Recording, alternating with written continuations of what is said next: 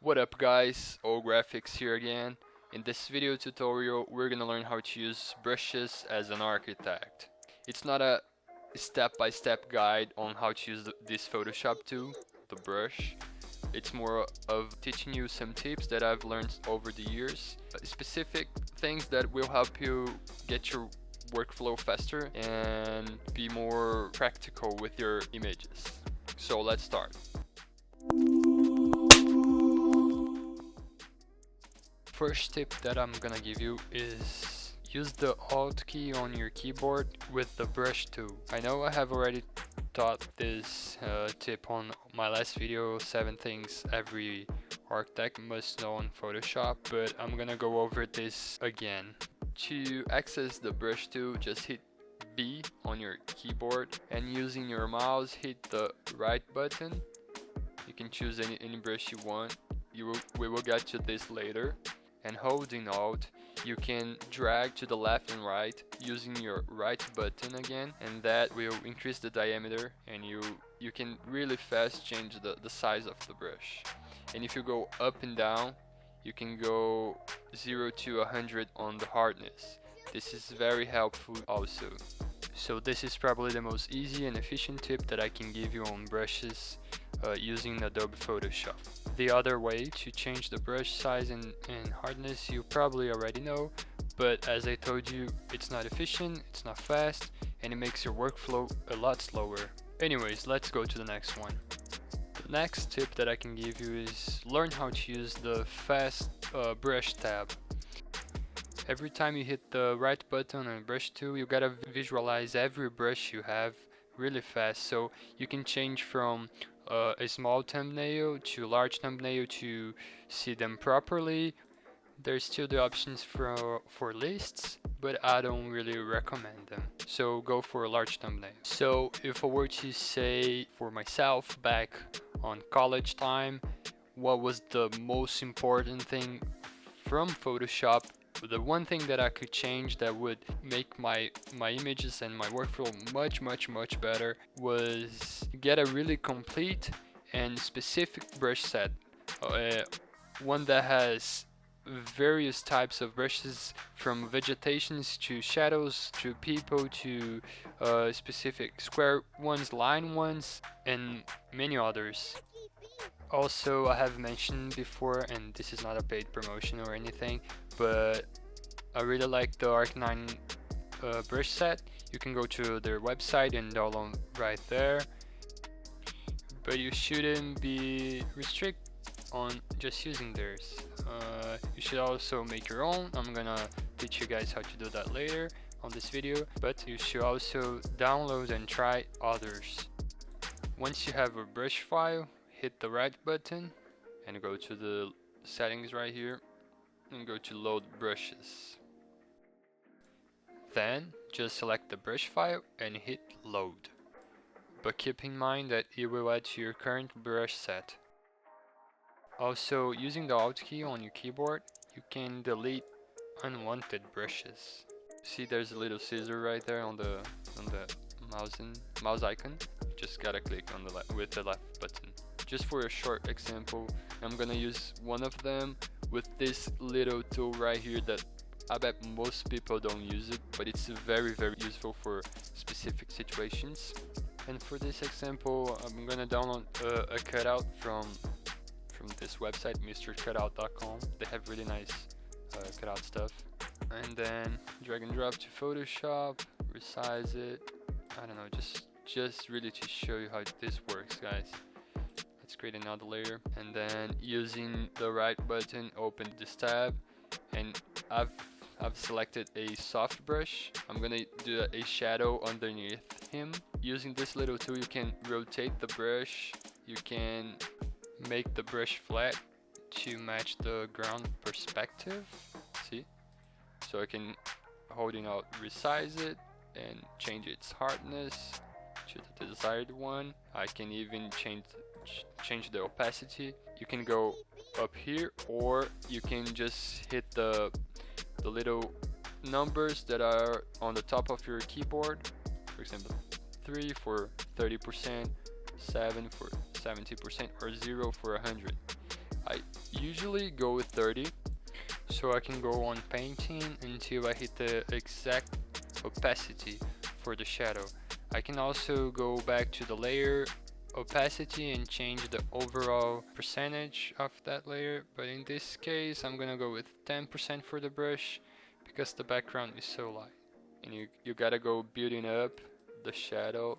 Afterwards we're gonna use a blur, so and this type of approach gives a more natural look to the shadow. Then go to filter blur, Gaussian blur. I think 2 is fine. But let's fast forward this just to show it's a matter of painting, doing a really good painting job and building up the shadow intensity instead of doing a preset that will look unnatural. So for the next brush tip that I want to give you guys is how to use this little tab right here. I don't know what you really call it, but you can change anything from a brush. If you cannot see it, you can go to window and brush. There you go. So for this one I'm gonna use another brush from this set. This one right here, the 340, I often use to do vegetation falling over the roof, or when I want to do some ivy, if that's what you call in English. But for an example, I'm going to use this image right here. This image is part of a project that I've developed to a contest that I have won here in Brazil. So we're gonna do an ivy falling over those steel beams. It's not really a part of the original project, but it's just for the video purpose, alright? If you want to learn more about this project, I'll link my Behance profile on the link description down below. So let's set the brush. Let's create another layer. Select it and go to the little tab that I have just spoken about it. And into the shape dynamics, you can increase its size jitter, also the angle jitter. You can increase its spacing, and the scattering is also good for this purpose. We're gonna go on to Google and search for ivy texture, just for a quick example. Doesn't really matter which one, but the ones that are more seamless are better for this purpose. Alright, let's scale it down and hit Control A, and using Alt you can drag and drop within the same layer. I've taught this before. You can check the 7 tips for that every architect must know. I will link that also. This doesn't really matter how it's done. Just gotta fill all the space that this one might go. Alright, so using the layer mask and holding Alt, you can hit to create a inverted mask. Sometimes we can use the brush that we have already set up from the beginning to go on painting, but sometimes it's better to use a selection tool and make a base using a hard brush, just like this example, and then afterwards you can go back and we can set every parameter again for the brush, the ivy brush. You can also save them to use them afterwards, but I find that it's not always possible to use the same configurations for every image that you want to do for that specific purpose. So this is not really a guide on how to do an ivy falling over a roof or something like that. It's more of a trial and error, and that's what I really want to show you here. Another quick and very useful tip is using the left button. You click and then hold shift and click on the other side, and now that we've made a base, we can go make them fall. See? And the good thing is every time you hit the brush, it goes, the little thing we have set goes different. Can you see that? And that is very good to make random things like nature. So the thing that I wanted also to say is when using brushes as an architect, you gotta remember to use the kind of a painting job, you know?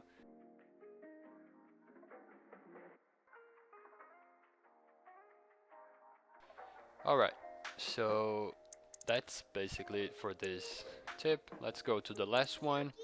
It's how to create your own brushes. So this is important for a couple of reasons, so let's go straight to it. So for this last tip, how to create this using a custom brush, right? So let's create a new file. Since the brush is pretty small, we can go for 50 pixels by 50 and create a shape of a lamp. It doesn't have to be exact, but it helps.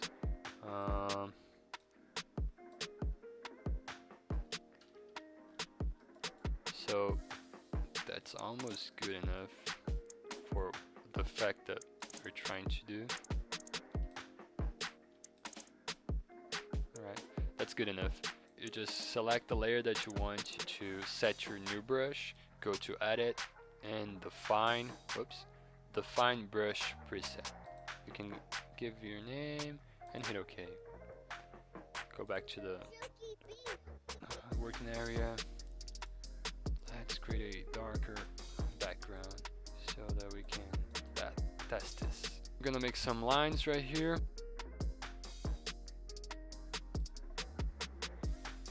So I have made this background, and to put the lights we can use the same procedure as before and select our newly created brush, this 41 right here.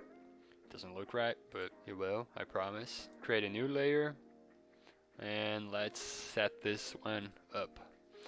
Go activate the shape dynamics and change its sizeness. Go back to brush chip shape and increase its spacing. Go to shape dynamics again and get the angle up to 5 or 6%, something like this. Scattering also. This count, it's not really useful for us right now, but for other purpose it really is, so that's okay. We can set the diameter to right, use the white foreground color and start putting your lamps. It automatically change the shape a little, and you can then lower the diameter and go to the next line. This is a very rough example, but just to complete this kind of scene right here, I don't know, I'm gonna very fast show how to light this up. Double click on this side of the layer to open the layer style, or you can go to right button and blending options. We get to the same place. Activate the outer glow. Inner glow, it might not work because the fill is already white, but what we can do is set it blend mode to normal, get a yellowish color. There's a tint of yellow right there. There you go, you have lit in this one.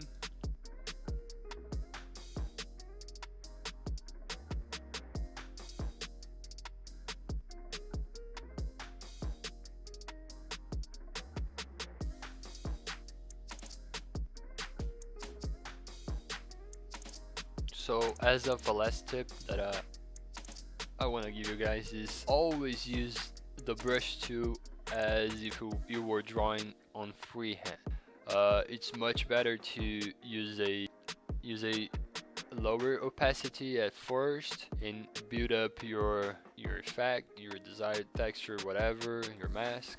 And then you can go again and again and again, and then even if you go too much darker for some reason, you can go back and erase it using also the opacity, or you can go to layer opacity and lower it down.